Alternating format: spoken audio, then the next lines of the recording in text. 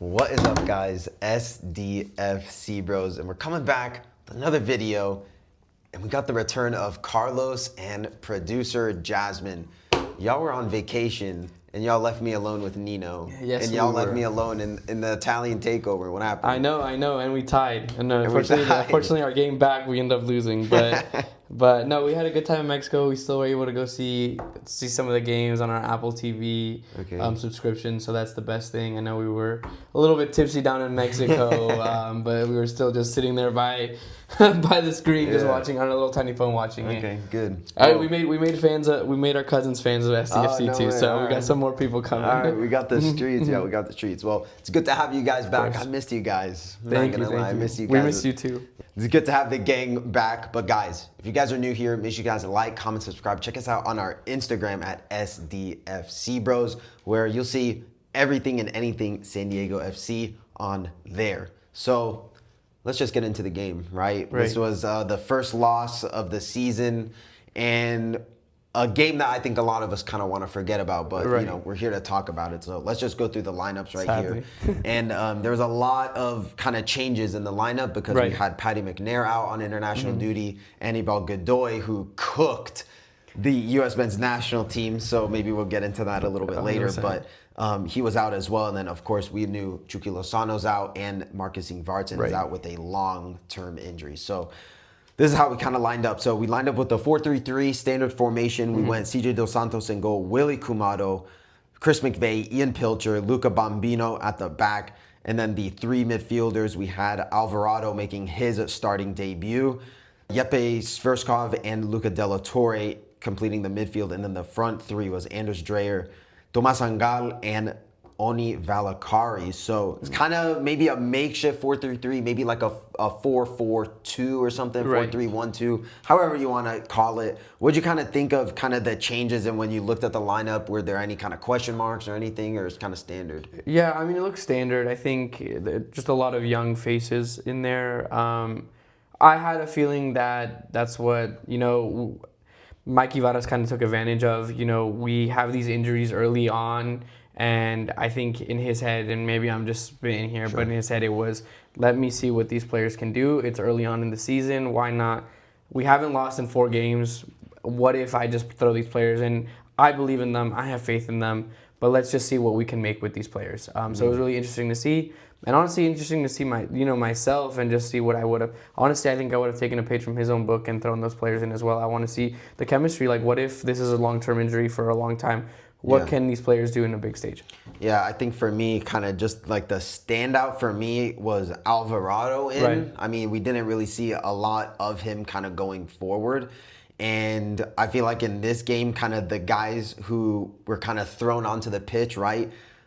Ian Pilcher, our boy, you know, I feel like, he kind of struggled a little bit, especially, early on, kind of, trying to deal with Brandon Vasquez. And then Alvarado, I feel like just couldn't really get a foothold in this game. So maybe I would have liked Valakari to maybe drop more into that midfield. Because I feel like he kind of gives better characteristics of kind of like a ball-playing midfielder. Who would you put at winger then instead? I would have liked Unbeaten there. I liked what I saw versus Columbus. I know, you guys, we're seeing it, on the screen, but kind of on the pitch, we know as football fans, watching, the game itself, is a lot more different than on the screen. But, looking at Unbeaten from that last game versus Columbus, I liked all the things that I saw. He was dynamic, he was quick, and he was able to, beat his man off of the dribble. So, and I mean, he created like maybe a half chance versus Columbus, which maybe he should have put it away. But regardless of the fact is, that is someone who I would have liked in the starting 11. So that's kind of the only really question mark I had, where Dreyer was our only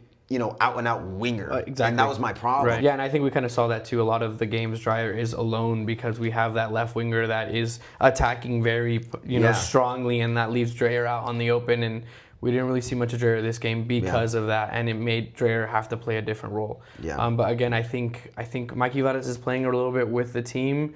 It's kind of hard to put him in a scrimmage or see him in a practice game. I think he's really just trying to see where these team fits, trying to get to understand the boys a little bit better. Yeah, and I mean, it kind of goes back to that one clip that we put out about like the midfield, how that was going to be one of our strengths. And, we're kind of going into that where it's like you take out an Anibal Godoy, who is someone who's a defensive presence, someone who's calm and composed in the midfield.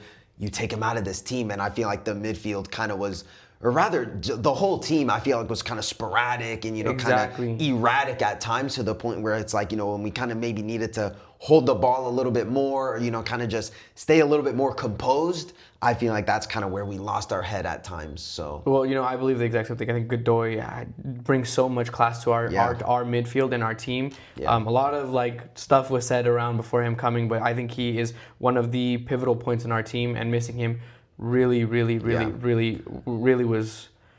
I'm grateful to have him on our team versus not have him on our team, because he clearly is an important part. And you could tell that in the very first minutes of the game. Yeah. So talking about the first couple minutes, we went down early once again. Exactly. And I think, Nino in the last episode, where he made it a point where it's like, what he wanted to see in this game was San Diego not go down early. Right. He wanted to see a better first half, and it's like, it's again, we go down once again early in the first half. And I think we need to start off these games really, locked in and focused. And, I think the first goal kind of encapsulated that, where they played either it was an over-the-top through ball or just a line-driven pass to Brandon Vasquez, and he's one-on-one with CJ Dos Santos at that point. So, and he's a lethal finisher. I know, this was his first game or first goal of the season. However, we knew what he could bring at Monterrey and Liga MX and everything like that, and he is a high-profile striker. Right. And we were going after him, we were rumored so it's like we were, rumored to buy him. Whether those rumors are true or not, regardless of the fact is, this was someone who was on our radar. Exactly. So no, I agree with you, and I think to Nino's point, we would want that, and I think we are, but I think we have to just look at every single game, something happens where we had our first game. After that, I don't want to say we crumbled, but change. We do not have a structured team right now. Every game, it seems like we have something going on, and we have to adjust our lineup, and we keep having to adjust our lineup. Our second game, we went in there, halfway through the game, what happens? Chucky gets injured. The next game, somebody else gets injured, and it doesn't feel like we have that structure just yet, so I can't blame the boys that much, because yes, of course I want us to score first, but it's really hard to ask something of an ever-changing cycle, and there really is no... How do I say that? There's no structure just yet, and it just maybe now we'll have one going into the next game and the next game, but it is just really, I would say it's really hard for us, and I'm really proud of where we're still at with all those changes. I think as a team, any other team in MLS would have had those things, and we wouldn't be in the same position. Yeah, definitely. And I think, going with that, we really haven't seen the same lineup in consecutive games other than, the first two, right?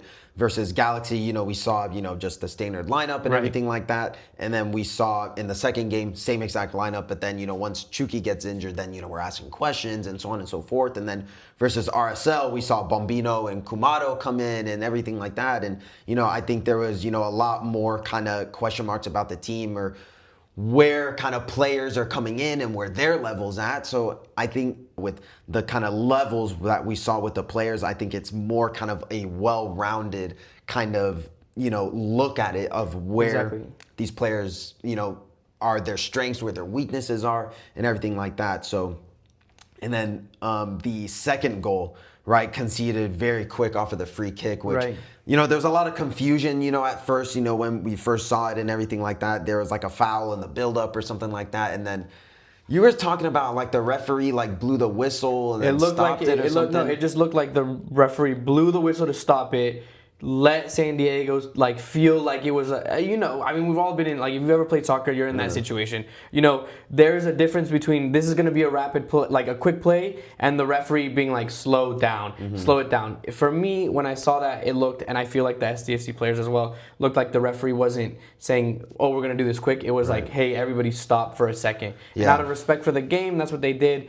But again, I think it just comes down to just knowing the game a little bit, knowing your team, knowing your players, that Austin could come right off the bat and do that. And I think, what I was also telling you is that we have been playing teams who are not that fast, who aren't coming quickly, who aren't coming this. And Austin really was the first team to show up and be like, we are attacking. And it just sucks that we did not have our normal defense that we normally have, our normal back line. And honestly, if we're going to talk about both goals, Sure. I honestly think this game should have ended in a tie, 1-1, or even 2-1 San Diego's way. It just sucks that they got lucky on that breakaway. But I didn't see Austin really having that much attack, crazy amount, to the point where that second goal was, I would say, deserved. Right. Yeah. No. Definitely. I think you saw the lack of experience in this one, and Bambino, as great as he's been in these last couple games, I think this was kind of the defining moment where we saw him in a moment where it's like if you had a Negri in there, I think maybe certain mistakes be avoided. Exactly. And then on top of that, with Pilcher as well, where he hasn't really had a lot of time to kind of get into these matches. I feel like a McNair would have really had a big presence in this one as well, especially to deal with a forward with the quality of a Brandon Vasquez. And I think that's just kind of just an experience mismatch. Right, exactly. Right? So I feel like that's kind of what Austin was, trying to do essentially. Yeah. No, and I think just to your point, I think like Ian and Bambino, class players, and I think through and through they are going to become that. But in those moments, it really is experience over, and I think Patagnier or Negri have just seen that stuff over and over and over again. That is second nature. Definitely. And it's just hard for that. But I think Ian and Bambino held their own against these like older men. You know what I'm saying? Like Vasquez is not just new to this game. He's not a pushover, and having to go against Bambino and Ian, obviously. But they held their ground enough to put 2-1. We can't deny that at the end of the day. Certainly, yeah. I mean, maybe going forward, maybe you're asking questions about these selections that Mikey Varas made. Exactly. I think, we kind of set up this game, and when I see Bambino and Kumado in this team, I automatically think, okay, San Diego, we want to stretch out the opposition, right? Because with the lack of wingers, right, I think we're utilizing Bambino and Kumado as kind of just, out and out wide fullbacks, just bomb up and down those left and right hand sides. So I feel like maybe, when you have a Negri and a Lawfulsen on both of those sides, obviously we know they're both more inverted fullbacks, so they're going to attack those inside spaces. So for me, it's like with the lack of depth, I will say, on that left and right hand winger side, this is where you're going to see a Bambino and Kumado come in for the lack of width that our attackers play 100%. On that side. So, I mean, maybe going forward, I would like for a Bambino and a Kumado to kind of be like a super sub, kind of chuck them in the last, 15, 20 minutes of the game to kind of give you that pace and that acceleration going forward when, you're going up against tired, center backs. Right, and which at that point we have seen through and through is a great sub at those times. 100%. And we've seen it in the last multiple games. RSL was, I think, the defining moment where we saw Bambino and Kumado come in and we're like, wow, dynamic fullbacks. And, they made a difference. And, we won the game because of them. Right, 100%. And, I think, again, just to Mikey Vada's point, we're experiencing a little bit with the team. We're trying to see and just go forward with that. Yeah. It's a scary, obviously, we don't want to see that as fan base. But, again, I think it's hard for any coach to just keep losing players through and through and through and through. Yeah, and I know that, kind of the lack of depth was a big issue for a lot of fans, going especially into this season, because then we're like, oh my gosh, if, Chucky gets injured, who's coming in? If, Ingvartsen comes in, and it's like, I think we're still trying to deal with kind of the repercussions of that. However, I guess, kind of the bright spot where you can kind of see about this is it's like, we're getting all these problems done early and over with. So it's like, we're 5 games in and we're kind of already tweaking with the lineup to be like, okay, if so-and-so is out, who can we plug and play in that position where we're going to get the best out of them? Exactly. And I think just going into that bright spot that we're talking about, the second half, I think we have a lot to talk about there. Yeah, so right before we get into the second half, though, we got to talk about our goal. Right. So Valakari got the assist and De La Torre got the goal. Valakari, 3 goals and assists in 3 games. That's 2 assists and a goal in his last 3, and De La Torre a goal and an assist in his last 2 games. So, say what you want about, our midfield and kind of how, we kind of lack that, product going forward, but, the numbers don't lie. I like that there's a saying where it's like, words talk, numbers scream. Right. And I think the numbers are. Hey, if that's not a saying, that's your saying now. Yeah, that's my saying. I mean, I got it off of a podcast one time, but so I'll give credit to that. But words talk, numbers scream, and I mean, you look at these numbers. Valakari with great goal and assist output. I mean, he got a really nice assist. Obviously, the goal in the last game as well. So I think this is somebody where we can look at off the bench or even just as a potential starter going in. And I mean, like I said earlier in the video, I would have liked to see Valakari in the midfield rather than Alvarado, just for that aspect of, kind of creation in that aspect. I think Alvarado, maybe Mikey Varas was thinking, okay, maybe he's going to give me a more defensive game, maybe, kind of just like how we were saying plug and play with Godoy. But what did you think about De La Torre in this game, and how have you kind of just assessed him for this, whole season, 5 games in? Well, I think seeing De La Torre match up with Godoy and the rest of our midfield, it looks like he's just a pivotal piece in that puzzle. Mm-hmm. What I saw in this game is that he can be his own his own weapon, his own mechanism. He doesn't need the other two to shine, and he shined a little bit brighter through our other two midfielders this time, and was just in the perfect place, the right time, and our San Diego boy finally scored, and I'm sure it felt really good for him. I wish it was in San Diego, but I'm sure it felt really good for him to at least give us that one goal going forward against Austin. Like I said, I think he's a really good addition. I think he's very quiet. So you're not seeing these amazing things happen. But he is that little puzzle piece in our huge midfield. Definitely. But you can see that he doesn't need the other players as well as much. He can shine on his own. He can create on his own. Yeah. And that's a good point where it's like, I feel like, in these last, couple games where it's like, he hasn't been, the one to kind of get like the hockey assist, right? Exactly. The pre-assist, or whatnot. But, he's been a pivotal role into kind of creating those chances and getting into those dangerous areas. And he's one of those players where, the opposition looks at and be like, okay, if we kind of nullify him and kind of do, what we can do to, kind of prevent him from creating chances, then this is what's going to kind of stop San Diego. And I mean, again, it's like we saw Austin FC and we saw the same thing with St. Louis. San Diego FC's kryptonite is a low block. Right. If you want to stop San Diego from creating chances, don't give out all our secrets. Man, I mean, look, it's like that. That's kind of just how I'm interpreting the game. So I mean, if you're LAFC, we know we're watching this, and we know you are, man. If you want to beat us, play a low block. It's like this is how you're gonna stop us, because it's like, we saw versus Columbus, we tried those over the top through balls, and we tried it every time. And in this one, it's like we couldn't do that because they were playing so far deep. Right. So it's like, that's my point, where it's like, how are we going to get the best out of this team when it's push come to shove, when we, have to, pull out our secondary option? Right. How are we going to create goals? And I feel like that's kind of how we struggled with it in this game. And in that second half, I feel like when the subs started to come in, we maybe started to kind of see, San Diego push a lot more. Right, 100%. So what do you kind of think of like the subs that came in? I know I was talking about Unbeaten earlier, but, did you kind of fancy him in this match, or did you kind of see someone else that stood out? I mean, I don't think specifically to anybody standing out, because I think we have such a great rotation, but what I did see is just like the ability of our team to be down and be put in a position where defensive, and just consistently through and through, whoever you're putting in that rotation is still coming out with the same intensity that just like, we need to win, we want to score. Yeah. And it's just, I just really interesting to see out of a team, especially a brand new team. I don't know if it's just the hunger of a brand new team or what, but you're down 2-1. Usually you see that in any regular MLS game or Liga MX game, or I'm sure you, as a Milan fan, have noticed that. It's just like, well, we're losing, Right. But as SDSC continues to be losing, you still see. I've never watched a game and it's almost the 90th minute and I'm having hope that we're going to score. Like, it feels it in the, because we are attacking consistently, we are pushing consistently, and it's just a really interesting feeling to see your team really give as much effort consistently through and through and through. And whether it's a sub coming in for somebody who's tired, it is somebody who understands that knowledge that I still have to try my hardest. I'm brand new. It doesn't matter. We're going to keep going and keep pushing. Yeah, certainly. Yeah. The subs that came in, I really liked Unbeaten coming in. I've been super high on this player, since, the beginning of the season. This is someone I really wanted to see play. And, the last 2 games is exactly what I thought that he was going to bring to the table. Right.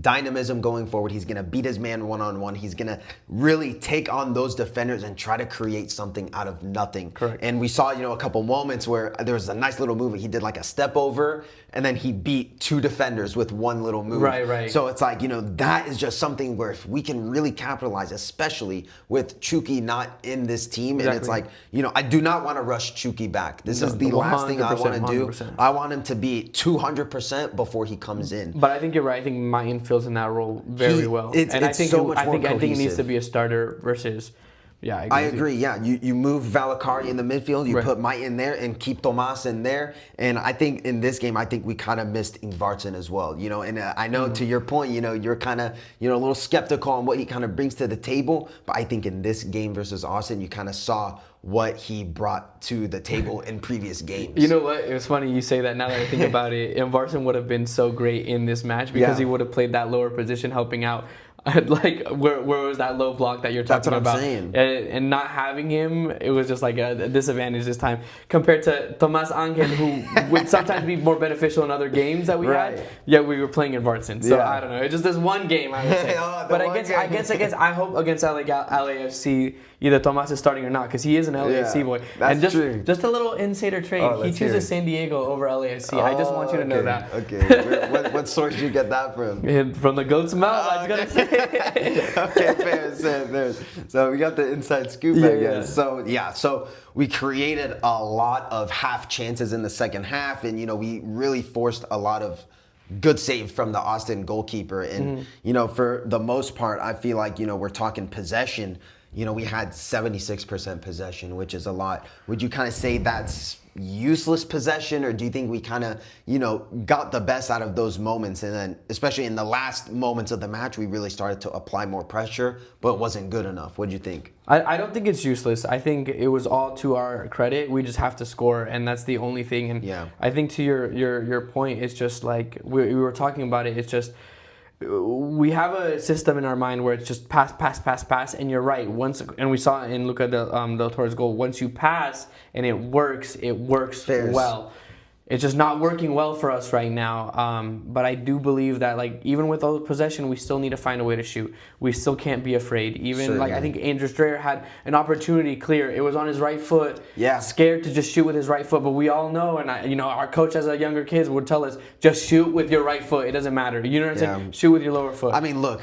Dreyer's a left-footed player. Right. I'm a left-footed player. I think, a left footer's strong foot is way better than a right footer's strong foot. Of course. But a right footer's weak foot is better than a left footer. So kind of just, giving him the benefit of the doubt. It's just like, take the shot, man. Yeah, take the shot, but you know what? It's just not really comfortable in that. No, I get that. That. But just when we're down, I'd rather you take a shot and be 100%. Crappy than you just to run out. But I hear it. Again, I just think, and if we are gonna pass, I think we keep looking to pass centrally.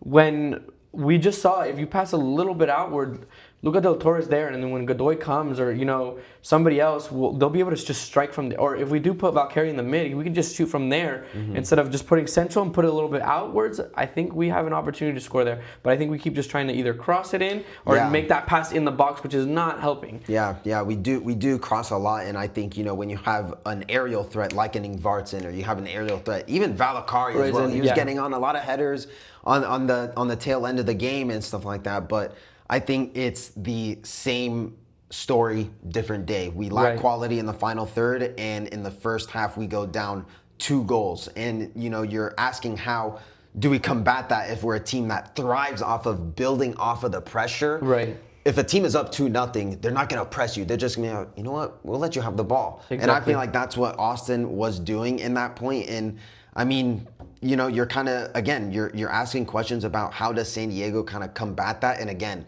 this low block is going to kill us. This is going to be a story where we constantly, go back to the point where it's like, how do we combat this low block? And at the moment, look, it's not my job to figure out, you know what I mean? So it's like, this is something that the management and the team is going to have to look to be like, all right, how do we dig ourselves out of the hole? Are you thinking this low block is combated with a brand new player? Obviously, this is too early in the season to talk about this, but is it our players, or is it our do you think we can do something with the players we have to combat that low block, or do you think that's just what we're with? So look, a low block is, one of the hardest, things to kind of break in football. And to kind of combat a low block, you need dynamic wingers. Right. And this is where I feel like Mighton and even a Lozano would come in and really do a job.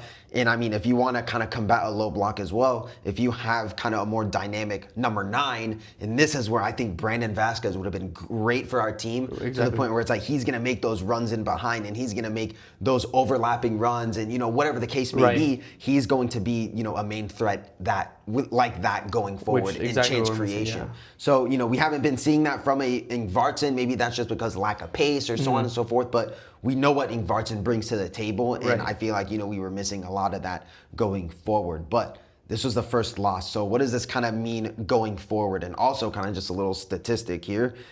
We've conceded 3 goals in our last 2 games compared to our first 3 games. We only conceded 1. So are the alarm bells kind of going off, or, what does this kind of mean going forward? Yeah, so I mean, I wouldn't say that the alarm bells are going off at all right now. Look, the reality is we had to lose. We had to lose 1 game. You know what I'm saying? And if I would prefer to lose this way than lose any other way, the team still came out and was still showing. We lost 2-1. Yes, 100% tough.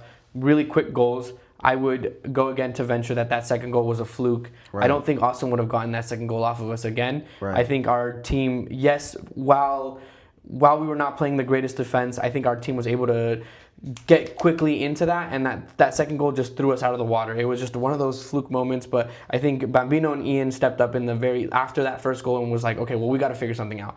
I think we were playing very well, and I think just given just a little bit more time, no second goal, I think we could have came out on top in this game. I don't think we would have lost as much if it wasn't for that quick, super random goal. I would go again saying, but I don't think we start blowing the alarm bells right now. I think we have an ability as a team, like I said, to really play well. And don't let us being down discourage us. I think we continue to keep fighting, and we are going to play till the very last minute.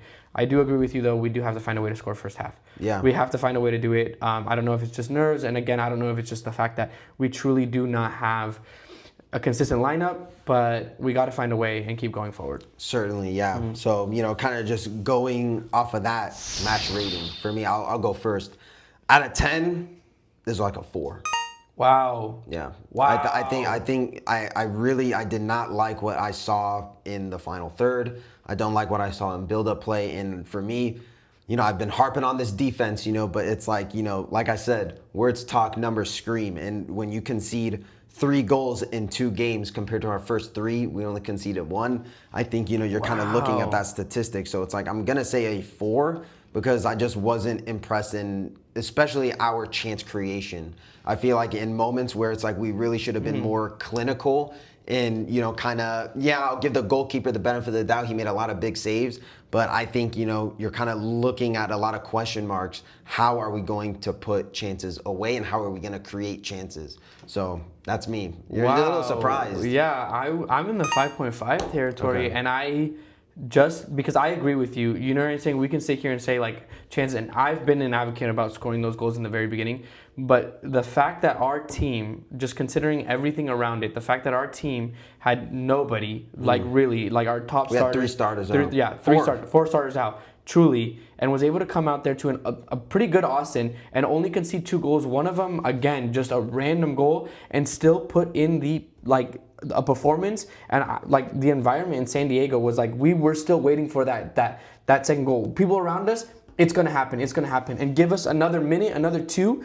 Who knows? It for surely was, and we had those opportunities. Just unlucky day. But I give it a 5.5 because our players really truly continued to play, even though we were down, and I didn't see them be a team that we're going to give up. And that for me is more important than maybe getting on the score sheet, because I want to see how this team reacted when we were actually low. 2-0 is insane to be in the mud. And they reacted strong, and they did not stop coming. Yeah, definitely. So, that leads us in the Western Conference. We're 4th place, tied on points with 3 other teams below us. So, we still kind of got some wiggle room a little bit, but, it's starting to get, to that point of the season where it's like, the top half of the table is going to, separate us from the rest. And I mean, with, 3 points in this one, it really would have separated us from the rest of the pack. So I think you're kind of looking at that. But that being said, our next match versus LAFC, this is going to be a really interesting one. I know there's a lot of storylines.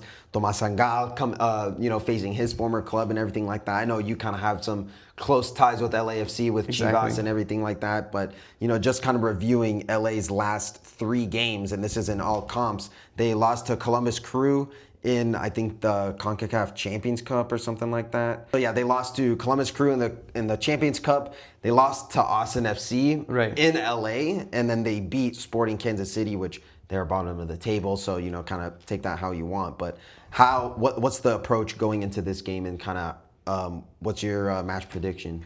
Honestly, I think the approach is go all out. I know we're down some of our players, but I believe in this team. Well, McNair and Godoy will be back. Yeah, exactly. Well, it will be a little bit better. But I know we're still down some of them, like truly important. Right. But especially with Edvardsen, I think that will be different. But truly, I think we just go all out. I think this is one of the games that is like a pay-per-view. This is a Royal Rumble. This is a SummerSlam.